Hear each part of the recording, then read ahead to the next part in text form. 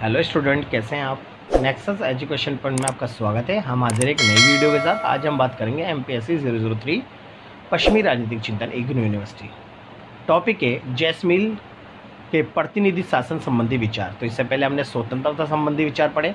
अब हम बात करेंगे जैसमिल के प्रतिनिधि शासन संबंधी विचार, यानी प्रतिनिधि शासन क्या आ जाए या प्रतिनिधि लोकतंत्र आ जाए। तो बात करते हैं मिल ने अपने ग्रंथ यानी मिल ने अपनी पुस्तक ऑन लिबर्टी तथा प्रतिनिधि शासन में लोकतंत्र और संधि की दृष्टि से देखा। उन्होंने बोला कि लोकतंत्र जो है ना शक करने वाला है, यानी सटीक लोकतंत्र नहीं है। मगर इन्होंने वर्तमान लोकतंत्र को स्वीकार नहीं किया। इन्होंने अपने लोकतंत्र की अवधारणा अपने तरीके से दी, परंतु फिर भी वे लोकतंत्र का समर्थक था, लोकतंत्र से स्वीकार करता था। इनका मानना था कि लोकतंत्र होना चाहिए और लोकतंत्र में ही व्यक्ति अपने अधिकारों और स्वतंत्रता की रक्षा कर सकते हैं। परंतु इन्होंने लोकतंत्र को संदेह की दृष्टि से देखा, शक की दृष्टि, तथा उसने इंग्लैंड के लोकतंत्र को सर्वाधिक समर्थन किया। जैसे कि मैंने आपको बताया कि पहली वाली वीडियो में एडम वर्ग जो थे वो इंग्लैंड के लोकतंत्र को मानते थे, समर्थन करते थे। इन्होंने लोकतंत्र को माना और लोकतंत्र में विशिष्ट वर्ग के शासन को स्वीकार किया। परंतु जेम्स मिल के विचारों की ये विशेषता है कि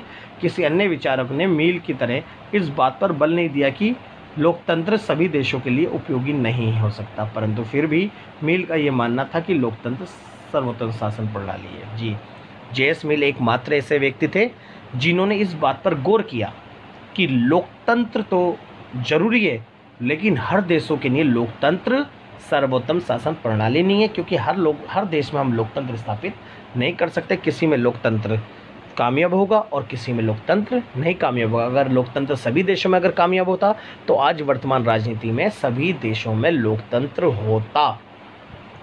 तो आगे देखते हैं लोकतंत्र सर्वोत्तम शासन प्रणाली क्यों है।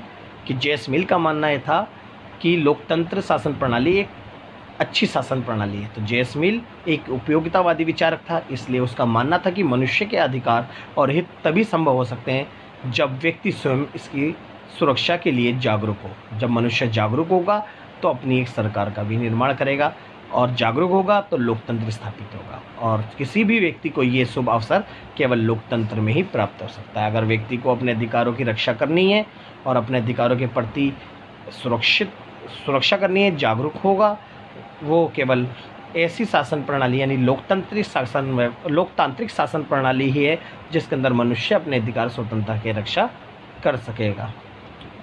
इस प्रकार मिल का मानना था कि सर्वोत्तम शासन वह है जो मनुष्य के बहुमुखी विकास में सहायक हो, और लोकतंत्र जो होगा वो व्यक्ति के बहुमुखी विकास में अपनी योगदान देगा। ऐसा शासन ना तो राजतंत्र हो सकता है और ना ही कुलीन तंत्र, ऐसा केवल लोकतंत्र में ही संभव हो सकता है। तो यानी इन्हें व्यक्ति के अधिकार स्वतंत्रता की रक्षा करने के लिए और व्यक्तियों को सुरक्षा देने के लिए केवल लोकतंत्र को ही उन्होंने सर्वोत्तम शासन प्रणाली माना। अब बात करते हैं प्रतिनिधि शासन को स्वीकार करने के कारण। प्रतिनिधि शासन होता क्या बच्चों?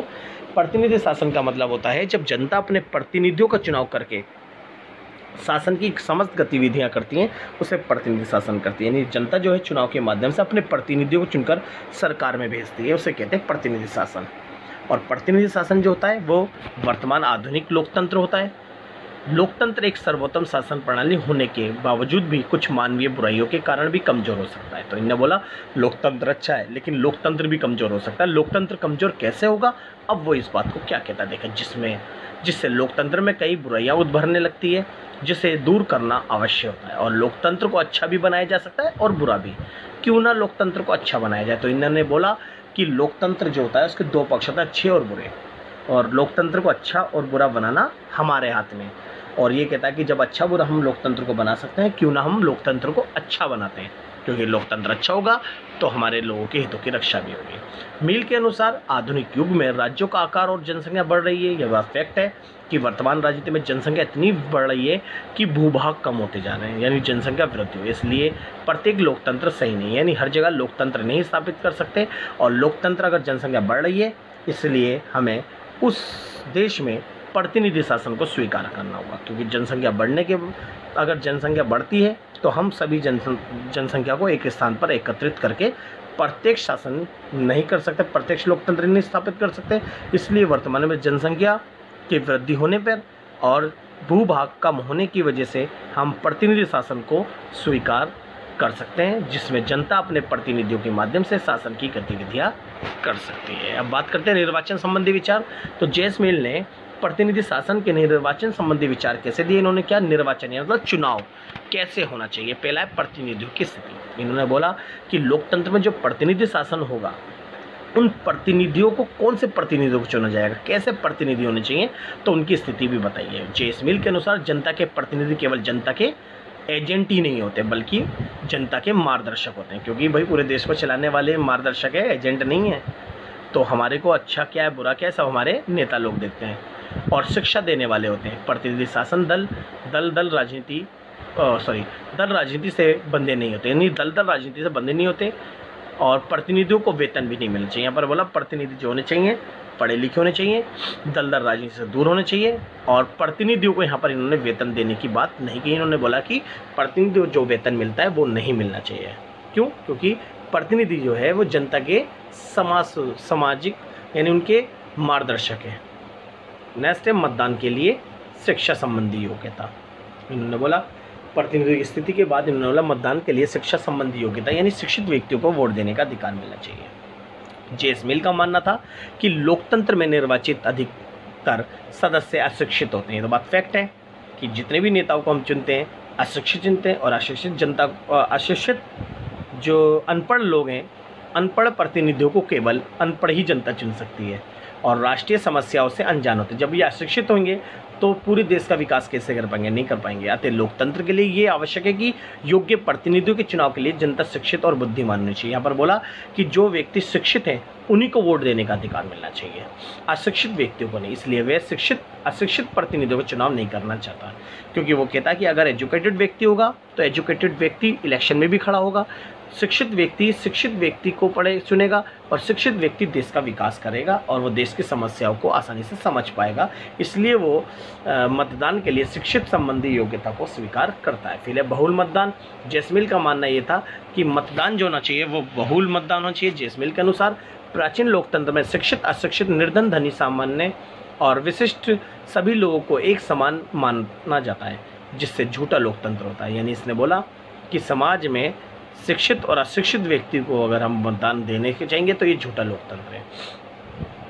जबकि सच्चे लोकतंत्र में सभी लोगों को मतों का मूल्य उनकी योग्यता के आधार पर होना चाहिए। यानी जो पढ़ा लिखा है उसके वैल्यू को ज़्यादा महत्व देना चाहिए और जो कम पढ़ा लिखा है उसके वोट को कम वैल्यू देनी चाहिए।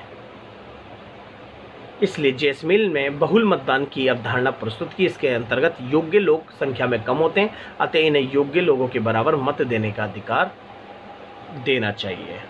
यह बहुल मतदान था। अब निर्वाचन संबंधी फिर है सार्वजनिक खुला मतदान। जेस मिल ने हमेशा सार्वजनिक और खुला मतदान की बात की है और जेस मिल के अनुसार मत देने का अधिकार एक पवित्र अधिकार है जिसका प्रयोग समझदारी से करना चाहिए। अतः ये बुद्धि के आधार पर किए गए कार्यों में गोपनीयता आवश्यक नहीं है, यानी गुप्त मतदान जरूरी नहीं है। इसलिए जेस मिल ने सार्वजनिक और खुला मतदान का समर्थन करा। फिर है विधि आयोग।